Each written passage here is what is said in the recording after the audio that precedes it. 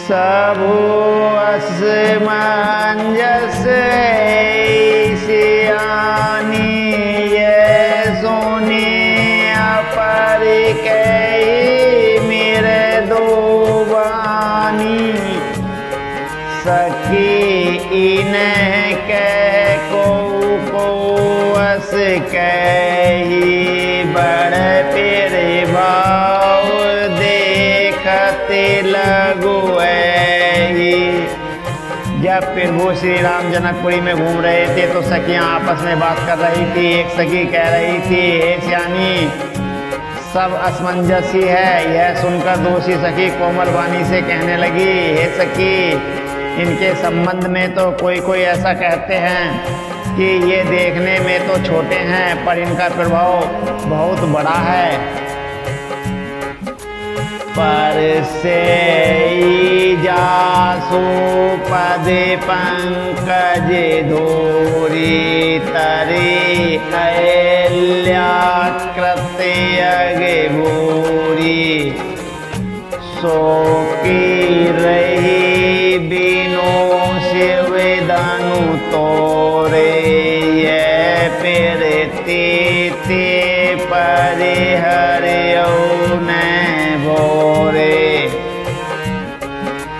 जिनके चरण कमलों की धूलि का स्पर्श पाकर अहिल्या तर गई, जिसने बड़ा भारी पाप किया था वे क्या शिवजी का धनुष बिना तोड़े रहेंगे। इस विश्वास को भूलकर भी नहीं छोड़ना चाहिए। जेहि विरंची रचिसिए सवारी तेहि श्यामल बरो रचेऊ विचारी तासु वचन सुनी सबे हर्षानी से हो कही मेरे दो बानी। जिस ब्राह्मण ने सती को संवार कर बड़ी चतुराई से रचा है, जिस ब्राह्मण ने सीता को संवार कर बड़ी चतुराई से रचा है, उसी ने विचार कर सांवला वर भी रच रखा है। उसके ये वचन सुनकर सब हर्षित हुई और कोमल वाणी से कहने लगी, ऐसा ही हो। ये हर्षि वरसि सुमन सुमुखे सुलोचनी वृंद जाय जहाँ ते बंधु दो ते परिमानंद। सुंदर मुख और सुंदर नेत्रों वाली स्त्रियां समूह की समूह हृदय में हर्षित होकर फूल बरसा रही हैं। जहाँ जहाँ दोनों भाई जाते हैं वहाँ वहाँ परम आनंद छा जाता है। पूरे पूरब दिशे गे दो भाई जय धन मखे हित भूमि बनाई। अति विस्तार चारों गज ढारी विमल वेदिकारो चिर संवारी।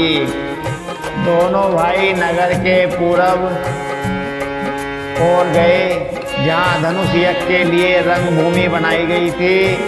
बहुत लंबा चौड़ा सुंदर ढाला हुआ पक्का आंगन था जिस पर सुंदर और निर्मल वेदी सजाई गई थी। चौगों दिशि कंचल मंच विशाला रचे जहाँ बैठे महिपाला। तेहि पाछे समीप चहुपासा अपरिमंच मंडली विलासा। चारों ओर सोने के बड़े बड़े मंच बने थे, जिन पर राजा लोग बैठेंगे, जिनके पीछे समीप ही चारों ओर दूसरे मचानों का मंडलाकार घेरा सुशोभित था। कच्छुक ऊंचे सब भांति सुहाई, बैठे ही नगर लोग जय जाई। तिनके निकट विशाल सुहाए, धवल दाम बहु बरन बनाए। वह कुछ ऊंचा था और सब प्रकार से सुंदर था। जहाँ जाकर नगर के लोग बैठेंगे, उन्हीं के पास विशाल एवं सुंदर सफेद मकान अनेक रंगों के बनाए गए थे। जह बैठे देखी सब नारी, जता जोगो निज कुल अनुहारी। पूरे बालक कहे कहे मेरे दो वचना, सादर पीर बोए देखा वही रचना। जहाँ जहाँ अपने अपने कुल के अनुसार सब स्त्रियाँ यथा योग्य जिसको जहाँ बैठना उचित है बैठकर देखेंगी। नगर के बालक कोमल वचन कह कहकर आदर पूर्वक प्रभु श्री रामचंद्र जी को यज्ञशाला की रचना दिखला रहे हैं। सब शिशु मिस प्रेम वस पर से मनोहर गात, तन कुल के हर से हुए देखी देखी दो विराट। सब बालक इसी बहाने प्रेम के वश होकर श्री राम जी के मनोहर अंगों को छूकर शरीर से पुलकित हो रहे हैं और दोनों भाइयों को देख देख कर उनके हृदय में अत्यंत हर्ष हो रहा है। शिशु सब राम प्रेमी बस जाने, फिरती समेत निकेत बखाने। निज निज रोचे सब ले ही बोलाई, सहित सन जाए दो भाई। श्री रामचंद्र जी ने सब बालकों को प्रेम के वश जानकर यह भूमि के स्थानों की प्रेम पूर्वक प्रशंसा की। इससे बालकों का उत्साह, आनंद और प्रेम और भी बढ़ गया, जिससे वे सब अपनी अपनी रुचि के अनुसार उन्हें बुला लेते हैं और प्रत्येक के बुलाने पर दोनों भाई प्रेम सहित उनके पास चले जाते हैं। राम देखावे ही अनुज रचना, कही मेरे दो मधुर मनोहर बचना। लवनी में सिमहु भुवन निकाया, रचै जासु अनुशासन माया। कोमल मधुर और मनोहर वचन कहकर श्री राम जी अपने छोटे भाई लक्ष्मण को यह भूमि की रचना दिखाते हैं, जिनकी आज्ञा पाकर माया लव निवेश पलक गिरने के चौथाई समय में ब्राह्मण के समूह रच डालती है। भगति है तो सोई दीन दयाला, चितवत चकित धनुष मखसाला। कौतुक देखी चले गुरु पाही जानी विलंबो तेरा सिमनि माही। वही दीनों पर दया करने वाले श्री राम जी भक्ति के कारण धनुष यज्ञशाला को चकित होकर आश्चर्य के साथ देख रहे हैं।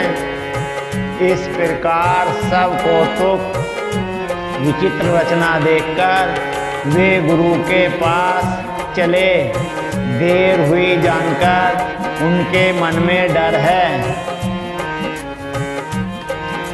जासूत्रा से डरे कहूँ डरे होई भजन पिरवाऊ देखावत सोई।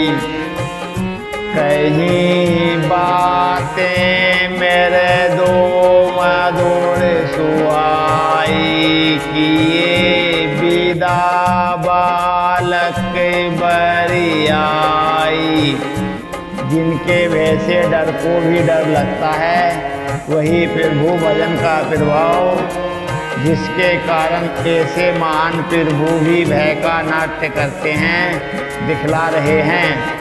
उन्होंने कोमल मधुर और सुंदर बातें कहकर बालकों को जबरदस्ती विदा किया। सब से प्रेम विनीत अति सकुच सहित दो भाई। गुरु पद पंकज नाई सिर बेटे आए सुपाई। फिर भय प्रेम विनय और बड़े संकोच के साथ दोनों भाई गुरु के चरण कमलों में सिर नवाकर आज्ञा पाकर बैठे। निसे फिर वे से मुनि आए सुदीना सवै संध्या बंदन कीना। कहते कथा इतिहास पुरानी रुचिर रजनी जुग जाम सिरानी। रात्रि का प्रवेश होते ही संध्या के समय मुनि ने आज्ञा दी। तब सबने संध्या वंदन किया। फिर प्राचीन कथाएं एवं इतिहास कहते कहते सुंदर रात्रि दोपहर बीत गई। मुनिवर सैन कीने तब जाए लगे चरण चापनी दो भाई। जिनके चरण सरोरु रागी करत विविध जप जोग विरागी। तब श्रेष्ठ मुनि ने जाकर शयन किया। दोनों भाई उनके चरण दबाने लगे। जिनके चरण कमलों के दर्शन एवं स्पर्श के लिए वैराग्यवान पुरुष की भांति भांति के जप और योग करते हैं। ते दो बंधु प्रेम जनु जीते गुरु पद कमल पलोटत प्रीते। बारे बारे मुनि आज्ञा दीनी रघुवर जाए सैन तब कीनी। वे ही दोनों भाई मानो प्रेम से जीते हुए प्रेम पूर्वक गुरु जी के चरण कमलों को दबा रहे हैं। मुनि ने बार बार आज्ञा दी। तब श्री रघुनाथ जी ने जाकर शयन किया। चापति चरण लखनऊ उर लाए से प्रेम परम सचु पाए। पुनि पुनि पीर ताता पोड़े धरी उड़ पद जल जाता। श्री राम जी के चरणों को हृदय से लगाकर भय और प्रेम सहित परम सुख का अनुभव करते हुए लक्ष्मण जी उनको दबा रहे हैं। फिर भू श्री रामचंद्र जी ने बार बार कहा, हे तात अब सो जाओ। तब वे उन चरण कमलों को हृदय में धरकर लेट गए। उठे लखनऊ निसी विगत सोनी अरुण शिखा धूनि कान। गुरते पहले ही जगत पति जागे राम सुजान। रात बीतने पर मुर्गे का शब्द कानों में सुनकर लक्ष्मण जी उठे। जगत के स्वामी सुजान श्री रामचंद्र जी भी गुरु से पहले ही जाग गए। सकल सोच कर जाई नहाए नित्य निभाए मुनि सिर नाए। समय जानी गुर आए सुपाए लैन फिर सोन चले दो भाई। सब सोच क्रिया करके वे जाकर नहाए। फिर संध्या अग्निहोत्र आदि नित्य कर्म समाप्त करके उन्होंने मुनि को मस्तक नवाया। पूजा का समय जानकर गुरु की आज्ञा पाकर दोनों भाई फूल लेने चले। भूप बागु बर देखूं जाई जय बसंत ऋतु रही लो भाई। लागे पे मानो हरि नाना बरन बरन बर बेली बिताना। उन्होंने जाकर राजा का सुंदर बाग देखा, जहाँ वसंत ऋतु लुभाकर रह गई है। मन को लुभाने वाले अनेक वृक्ष लगे हैं। रंग बिरंगी उत्तम लताओं के मंडप छाए हुए हैं। नवे पल्लव फल सुमन सुहाए निज संपत्ति सुर रुक लजाए। चातक कोकिल कीर चकोरा कूजत भी अगे नटत कलि मोरा। नए नए पत्तों फलों और फूलों से युक्त सुंदर वृक्ष अपनी संपत्ति से कल वृक्षों को भी लजा रहे हैं। पपीहे कोयल तोते चकोर आदि पक्षी मीठी बोली बोल रहे हैं और मोर सुंदर नृत्य कर रहे हैं। मध्य बाग सरुसो सुहावा मनी सोपान विचित्र बनावा। विमल सलेलो सरजित बहुरंगा जल खग कूजत कुंजत भृंगा। बाग के बीचों बीच सुहावना सरोवर सुशोभित है, जिसमें मणियों की सीढ़ियां विचित्र ढंग से बनी हैं। उसका जल निर्मल है, जिसमें अनेक रंगों के कमल खिले हुए हैं। जल के पक्षी कलरव कर रहे हैं और भौरे गुंजार कर रहे हैं। बागुतड़ा को बिलो की पीरी भूहर से बंधु समेत परमी राम राम येहू जो राम ही सुख देत। बाग सरोवर को देखकर प्रभु श्री रामचंद्र जी भाई लक्ष्मण सहित हर्षित हुए। यह बाग वास्तव में परम रमणीय है, जो जगत को सुख देने वाले श्री रामचंद्र जी को सुख दे रहा है।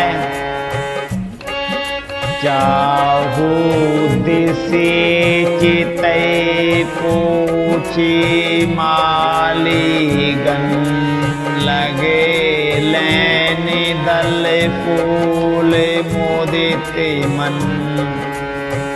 तेहि अवसर सीता तह आई, गिरिजा पूजन जाननी पठाई।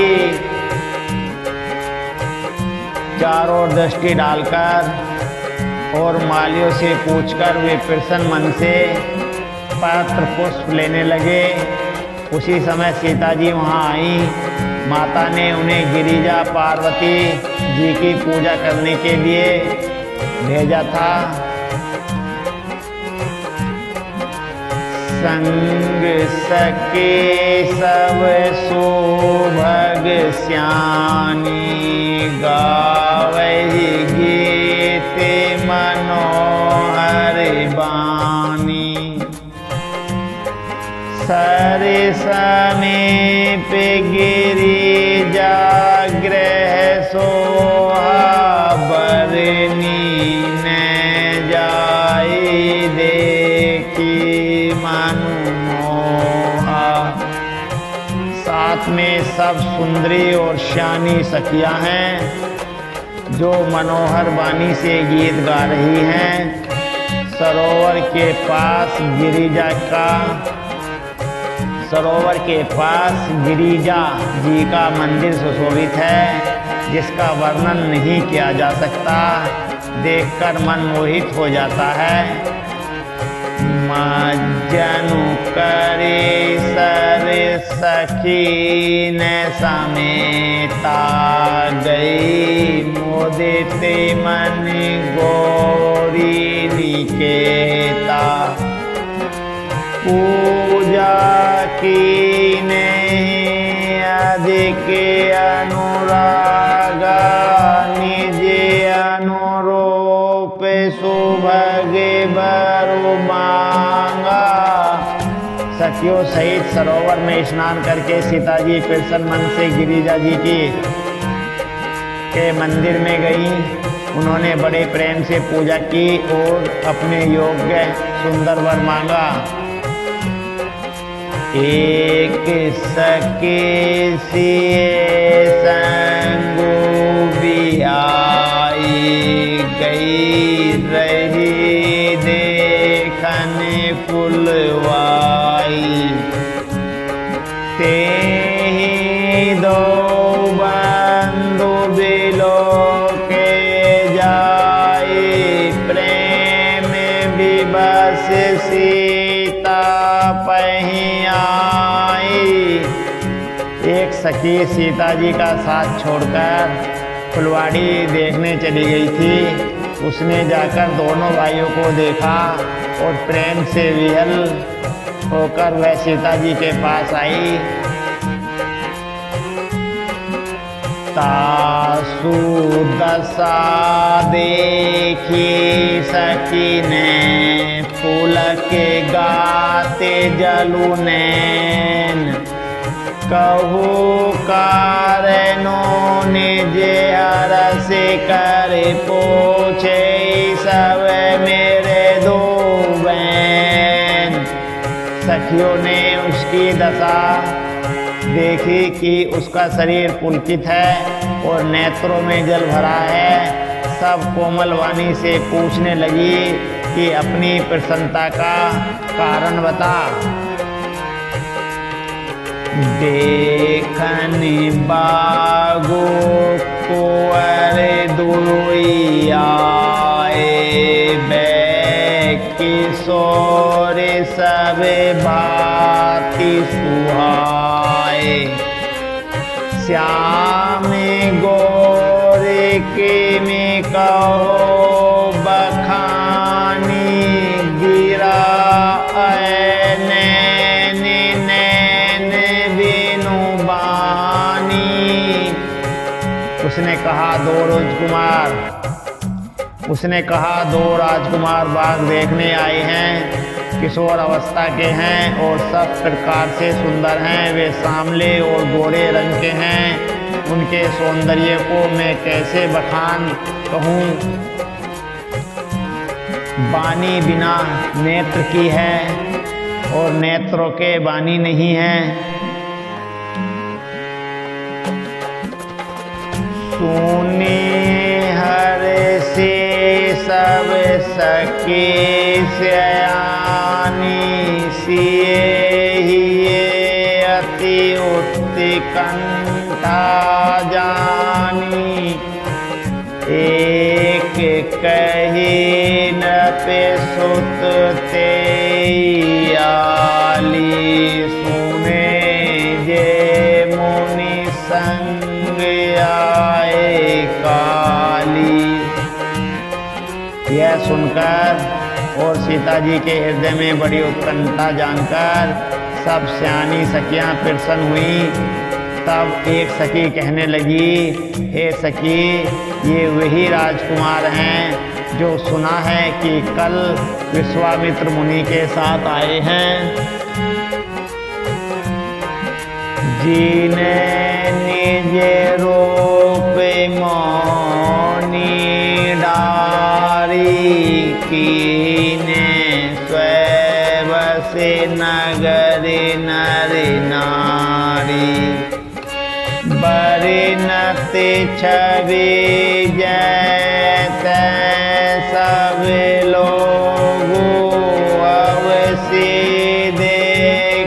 देखन जोगु। और जिन्होंने अपने रूप की मोहिनी डालकर नगर के स्त्री पुरुष को अपने वश में कर दिया है, जहाँ तहाँ सब लोग उन्हीं की छवि का वर्णन कर रहे हैं। अवश्य चलकर उन्हें देखना चाहिए, वे देखने ही योग्य हैं। तासु वचन अतिशय ही सोहाने दरस लागे लोचन अकुलाने। चले अग्र करे प्रिय सके सोई प्रीति पुरातन लखई न कोई। उसके वचन सीता जी को अत्यंत ही प्रिय लगे और दर्शन के लिए उनके नेत्र फुला उठे। उसी प्यारी सखी को आगे करके सीता जी चली। पुरानी प्रीति को कोई लख नहीं पाता। सुमेरे सिए नारद वचन उपजे प्रीति पुनीत। चकित विलोकते सकल दिशि जनु शिशु मेरे गे सैरीत। नारद जी के वचनों का स्मरण करके सीता जी के मन में पवित्र प्रीति उत्पन्न हुई। वे चकित होकर सब और इस तरह देख रही हैं मानो डरी हुई वृक्षोनी इधर उधर देख रही हो।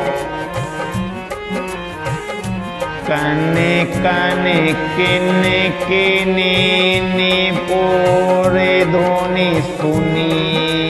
कहते लखन सन रामो हृदय गुनी।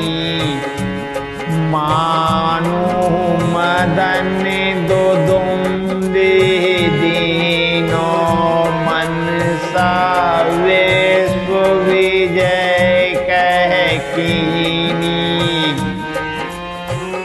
कन कन हाथों के कड़े, कंगन हाथों के कड़े, करधनी और पायजेब के शब्द सुनकर श्री रामचंद्र जी हृदय में विचार कर लक्ष्मण से कहते हैं, यह ध्वनि ऐसी आ रही है मानो कामदेव ने विष को जीतने का संकल्प करके डंके पर चोट मारी है।